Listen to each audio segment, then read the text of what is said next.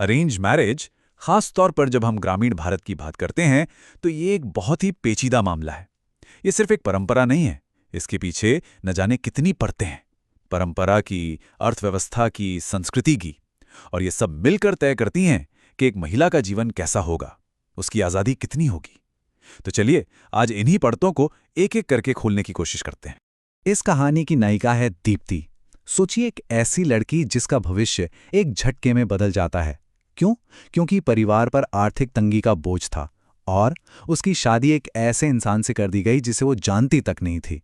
और ये सिर्फ दीप्ति की कहानी नहीं है, ये एक ऐसी हकीकत है जो आज भी न जाने कितनी जिंदगियों को छूती है। तो सवाल यही उठता है कि आखिर ऐसा क्यों है? क्यों दीप्ति जैसी कहानियां आज भी ग्रामीण भारत में इतनी आम हैं? आज हम इसी सवाल की तह तक जाएंगे। एक कहानी से शुरू करके हम उन बड़ी वजहों को समझेंगे, उस पूरे सिस्टम को देखेंगे जिसने इस प्रथा को आज भी जिंदा रखा है, और ये देखेंगे कि महिलाओं की आज़ादी पर इसका असर क्या होता है। तो सबसे पहले बात करते हैं दीप्ति की। उसकी कहानी एक खिड़की की तरह है जिससे हम उन सामाजिक और आर्थिक दबावों को देख पाएंगे जो महिलाओं के फैसलों पर हावी रहते हैं। तो इस पूरे विश्लेषण का जो सार है वो ये कि महिलाओं की अपने फैसले लेने की आज़ादी को तीन बड़ी ताकतें कंट्रोल करती हैं। पहली, प्यार की जो एक खास धारणा है। दूसरी, गांव की आर्थिक मजबूरियां। और तीसरी, आज के दौर की दहेज की संस्कृति। चलिए एक एक करके इन तीनों को समझते हैं। अच्छा, इस पूरे मामले को ठीक से समझने के लिए ना हमें थोड़ा पीछे जाना होगा, इतिहास में। देखना होगा कि भारत में शादी ब्याह की नींव किस पर रखी गई है। और यहाँ सबसे अहम है सामाजिक ऊंच नीच की व्यवस्था।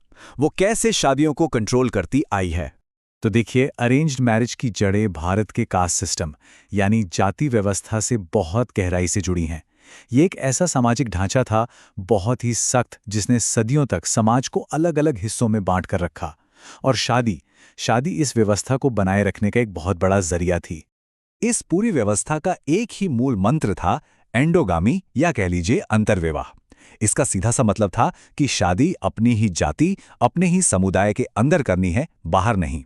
और ऐसा क्यों? ताकि समाज का जो ढांचा है, जो रुतबा है, वो जस का तस बना रहे। और जानते हैं, इसमें एक और परत थी। सिर्फ जाति की ही ऊंच नीच नहीं, बल्कि जेंडर की भी। हिंदू धर्म में दो तरह की शादियों का जिक्र है, अनुलोम और प्रतिलोम। अनुलोम मतलब सीधी दिशा में, यानी लड़का ऊंची जाति का और लड़की नीची जाति की। इसे ठीक माना जाता था, नेचुरल। लेकिन प्रतिलोम यानी उल्टी दिशा में, अगर लड़की ऊंची जाति की हो और लड़का नीची जाति का, तो इससे बिल्कुल गलत माना जाता था, जैसे कोई नियम तोड़ दिया हो। और मजे की बात देखिए हुआ क्या।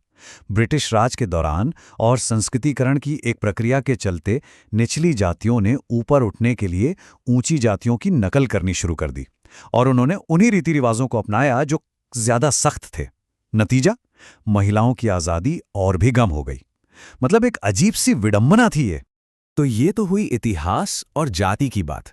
अब आते हैं दूसरे बड़े फैक्टर पर, और वो है प्यार।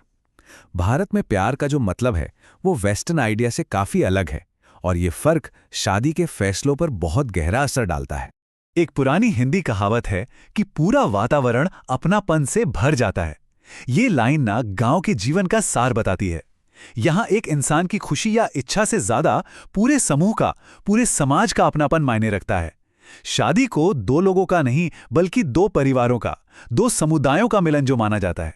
तो भारत के कई हिस्सों में प्यार शादी की पहली शर्त नहीं है, बल्कि ये माना जाता है कि शादी के बाद सम्मान, लगाव और साथ रहते रहते प्यार अपने आप हो जाएगा। मतलब किसी की पर्सनल रोमांटिक फीलिंग से कहीं ज्यादा जरूरी है परिवार की इज्जत। इस रिसर्च के दौरान एक महिला लैला ने कहा, मैंने ये मान लिया है कि मुझे अपनी पूरी जिंदगी इसी आदमी के साथ बितानी है, और मैं ये खुशी खुशी करूंगी। उनका नजरिया हमें बताता है कि कैसे कुछ औरतें परिवार के फैसले को अपना लेती हैं और उसी में अपनी खुशी ढूंढने की कोशिश करती हैं। लेकिन हर किसी की कहानी लैला जैसी नहीं है। एक और महिला आशा ने कहा, मैं ये शादी उनके लिए कर रही हूं, अपने लिए नहीं। मैं नहीं चाहती, पर मुझे करनी पड़ेगी। आशा की बात उस कश्मकश को सामने लाती है जो बहुत सी महिलाएं महसूस करती हैं। एक तरफ परिवार की जिम्मेदारी और दूसरी तरफ अपनी खुद की इच्छाएं, अपना प्यार, जिसे अक्सर दबा दिया जाता है। तो हमने प्यार और परंपरा की बात की। अब आते हैं तीसरे और शायद सबसे बड़े फैक्टर पर, और वो है दहेज। आज के ज़माने में दहेज का जो कल्चर है वो एक ज़बरदस्त आर्थिक दबाव बनाता है। दहेज कहने को तो ये एक गिफ्ट है, एक उपहार, लेकिन असल में ये सिर्फ नाम का उपहार है। हकीकत में ये एक कीमत बन गया है जो लड़की के परिवार को लड़के के परिवार को देनी पड़ती है ताकि वो उनकी बेटी को अपनाए। और ये बोझ कोई छोटा मोटा नहीं होता। लड़की के परिवार को कैश देना होता है, घर का सामान देना होता है, शादी की बड़ी बड़ी पार्टियां, उनका सारा खर्चा भी उठाना पड़ता है। और अगर लड़का ज़्यादा पढ़ा लिखा या ऊंचे ओहदे वाला मिल जाए तो दहेज की रकम और बढ़ जाती है। इस चक्कर में कई परिवार बुरी तरह कर्ज में डूब जाते हैं। तो हमने देखा कि कैसे जाति, प्यार की धारणा और दहेज का दबाव ये सब मिलकर महिलाओं की आज़ादी को रोकते हैं। तो फिर सवाल यह है कि आगे का रास्ता क्या है? क्या स्वायत्तता का कोई रास्ता है? ये विश्लेषण कहता है कि भविष्य में महिलाओं की आज़ादी दो चीज़ों पर निर्भर करेगी। पहली, हिंसा से खुद को बचा पाने की काबिलियत, और दूसरी, और शायद सबसे ज़रूरी, आर्थिक आज़ादी। क्योंकि जब एक महिला अपने पैरों पर खड़ी होती है, जब वो आर्थिक रूप से किसी पर निर्भर नहीं होती, तभी उसके हाथ में अपने फैसले लेने की असली ताकत आती है।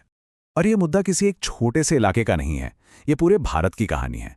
एक तरफ हजारों साल पुरानी परंपराएं हैं और दूसरी तरफ है बदलता हुआ नया जमाना। और इन दोनों के टकराव के बीच शादी जैसी संस्थाएं भी लगातार बदल रही हैं। तो हम इस चर्चा को यहीं एक बड़े सवाल के साथ छोड़ते हैं। जब परंपरा और मॉडर्निटी एक दूसरे से टकराती हैं तो आज़ादी का, स्वायत्तता का भविष्य क्या होता है? खास तौर पर महिलाओं के लिए उनकी अपनी जिंदगी के फैसले खुद लेने की आज़ादी का भविष्य क्या होगा?